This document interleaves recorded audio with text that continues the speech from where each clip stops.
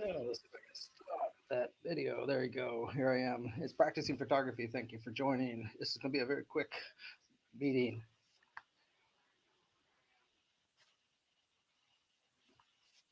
And I've got it playing in the background, so let's get rid of that. The joys of learning different technologies. I've got it streaming in the background, so it's an echo for me. Okay, it's gone. And so what we're here for is practicing photography. I got a photo trip coming up with my photography club. This is practicing photography for my YouTube channel. So do me a favor if you're watching from somewhere, if you're watching live, or if you're watching a recording, let me know where you're watching from. And we'll put comments if I see comments where you're watching from. And awesome. I got John Batch. He's a good friend of mine. Thanks for watching, John. I'm excited too. I'm going to do more of these lives. So we're going to do a couple things here today.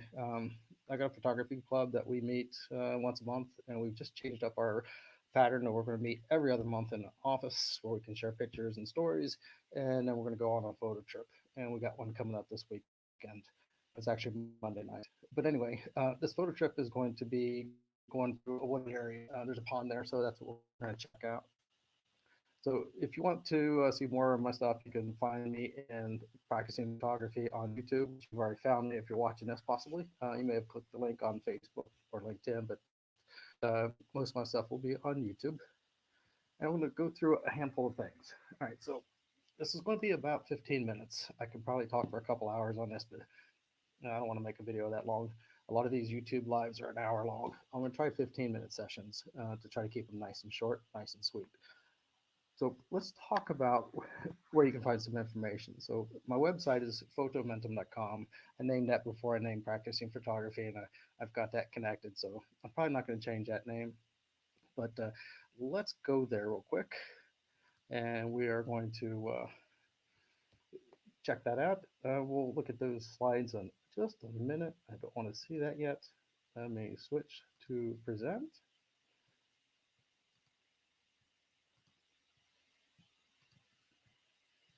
Bear with me 1 minute while I get my tab connected, and what we're going to look at is my website. So a couple things we want to look at, and let's go full screen. Let's get rid of my face on there so we can just see the website, and let's remove that banner as well so we can see everything. So that's my website, photomentum.com, and it looks like we got a few people joining. Who all we have? Awesome. We got Audra. I'm not going to try to pronounce that last name. I will probably mess that up. And it looks like you're from Memphis, Tennessee. That's awesome. Glad to have you here. All right, so this is my website. I do drone services and portraits, but my main thing on my website is my blog. I've got over 110 tips. What am I up to now? 112. So I do that once a week. So I've got over 2 years worth of tips. I do a lot of other blog posts other than tips. For example, this one right here, we're going to cover that one today. But you can scroll down. I try to put pictures on here, a little bit of kind of just tease of what's in there. A lot of these are stock photos you see on there. I try to use my own photos as well. I got quite a few blog posts, so check a few of them out. You might find something of interest there. So let's open this one here. I just shared this one about an hour before. And this is Nature's Beauty, how to for a woodland photo trip. It's a tip sheet. So I'm going to try to build out these tip sheets. This blog here is more of just, hey, let's get ready for this. There's not a lot of details on how to do it, but there are two links here. They go to the same place. Either this blurred out picture here, because that'd be too tough to try to read on here. It'd be too small. Looks like my friend Alex just joined as well. Hey, Alex, glad to see you here. I can put your name up there, Alex. It says you're watching while you're doing your taxes. That's awesome. Hopefully you get a lot of money back. I finished my taxes yesterday. I don't get anything back. I do, but it was about break even for how much it costs to do my taxes. But anyway, let's not talk about taxes. If I click on this link here, this is going to open up another tab, and I will switch to the new tab. This tab, you can follow along with me. You can open up my website, photomentum.com. It'll be the very first blog. You can click on it, and you can click on the link and download it and print it if you want. So let's talk about some things to do on a photo trip if you're going out in a wooded area. Now, one thing I forgot to put on here, and I'll probably edit this, is what to wear. So we're going to be going to a place that's got a pond. We've had a lot of rain lately, so you wouldn't want to wear your good tennis shoes. You probably want some hiking boots, some long pants. It's not going to be real warm yet, I don't think. If it is, it might be 50 or 60 because we're right in the middle of it. It's cold, it's warm, it's cold, it's warm. So who knows what it'll be like Monday. So anyway, dress appropriately. That's something I have not put on here yet. So let's look at some things we want to do. So first thing you want to do, if I scroll back up to the top, is what is your goals? What do you want to do? Now, when I go on a trip like this with other photographers in my club, I'm trying to help them learn what the different settings are, what to do. So this one's probably a tough one to put on a sheet. I was able to squeeze it in, but it's pretty busy. But when you go out in woodlands, there's a lot of different things you can photograph. You can photograph wildlife, you can photograph insects, which would probably be like macro photography. May not be a whole lot of insects yet. There might be some starting to come out. You could do some landscape photos, do some reflection photos. So that's what you can see here is what to photograph.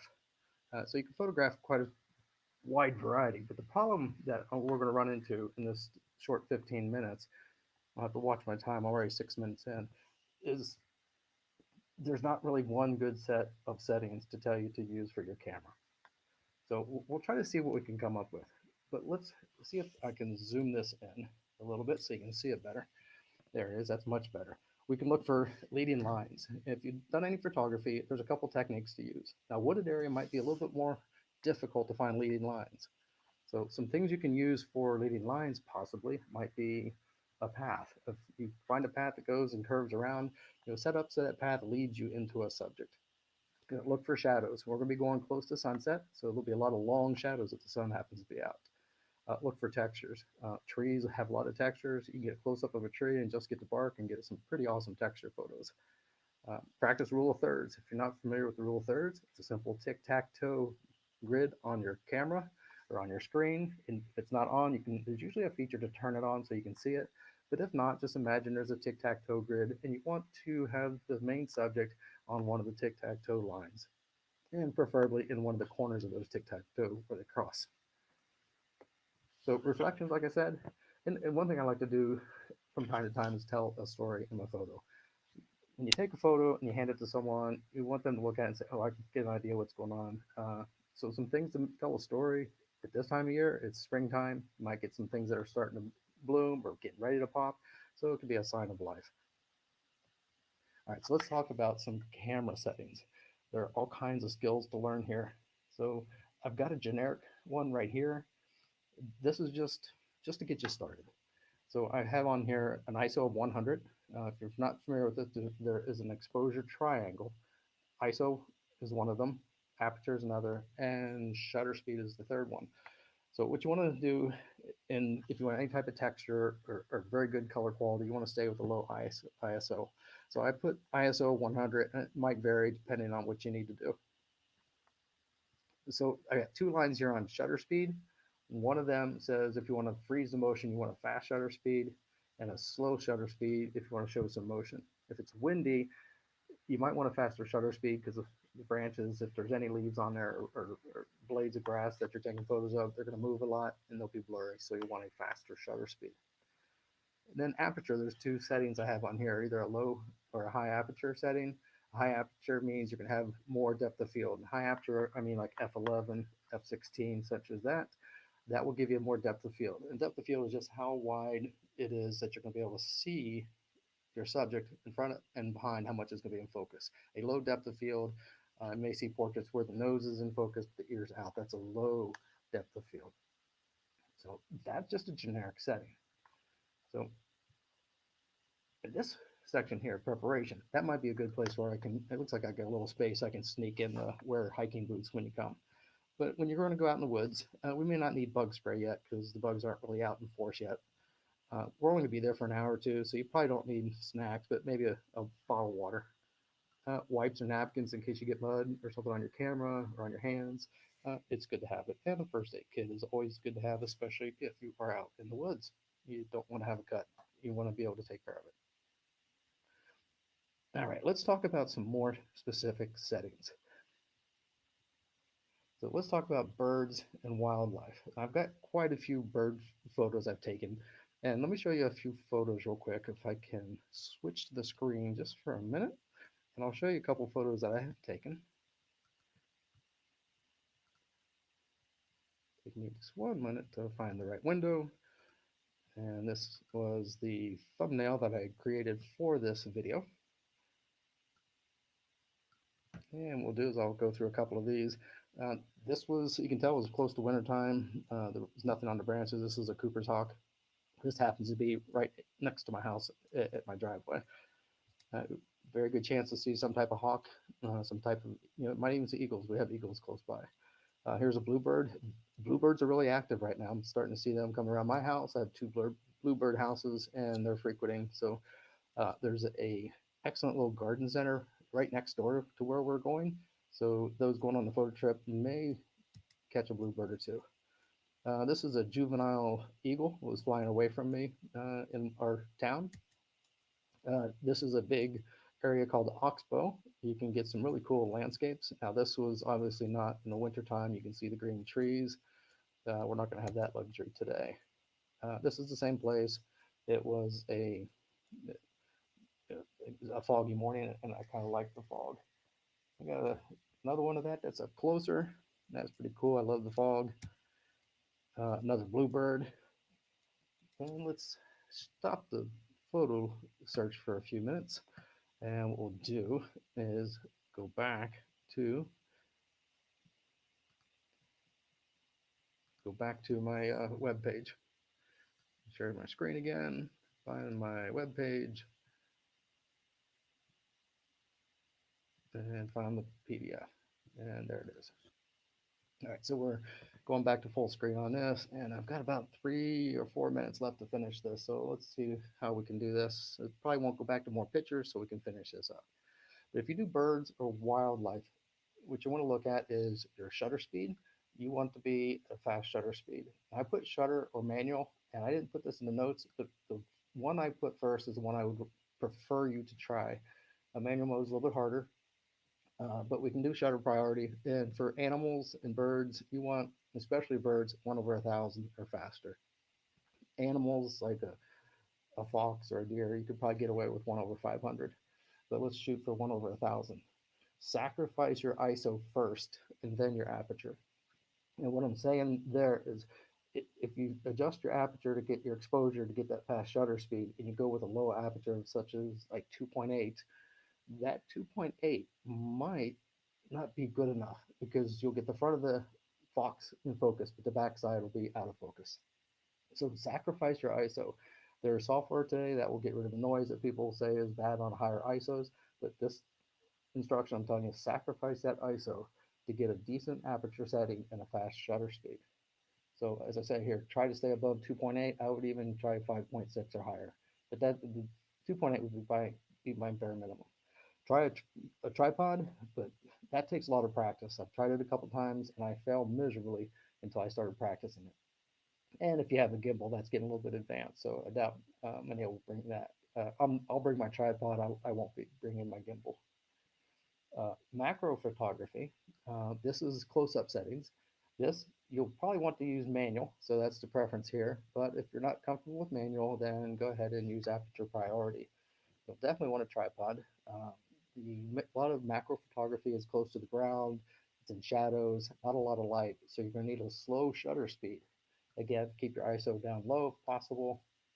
And then if you want bokeh, which means the background's out of focus, use a lower aperture. If you want more in focus, you may have to do something called photo stacking, and that's much, much, much more advanced. All right, so landscape photography. This one you can really have a little bit of leeway of which to choose. Aperture priority or manual. You can use automatic. You can use shutter priority, but these are the two that I've predominantly used for landscape. Slow shutter speeds are okay. Especially if it's a landscape of a hillside and a valley, the you're not going to see the movement in the trees. If it's a close-up of landscape, then you're going to want a little bit faster shutter speed. Use ISO 100. I wouldn't come off of that unless it's a really dark photo and you're really trying to pull some light up. Your aperture really is flexible because as you get far away, that depth of field falls off and everything should be in focus for the most part. Use a tripod. It may sound like you really don't need it, but trust me, you'll want a tripod. All right, so gear, tripod, lenses. You'll want a wide angle for landscape, longer lens for wildlife, so you can not have to get too close to them. And the long lens will work for macro if you don't have an official macro lens. Extra memory cards, extra batteries. Memory cards can be really cheap. Buy a decent one and buy a couple real good, really inexpensive ones as backups because you never know when your card's going to fill up or just happen to fail. And let's hide my photo here just for a minute because I want this last bullet on here to really hit home. It's very important. Is just remember preserve our natural resources. It's important to leave them the way you find them. Take only memories and photographs and leave nothing behind. So that's it for this workshop. Hopefully you enjoyed it, and hopefully I'll see people from my photography club. If you're not my club, use this sheet for your local photo club and enjoy your day. It's Doug Gabbard, Practice Photography. Have a great day, and I'll catch you next week.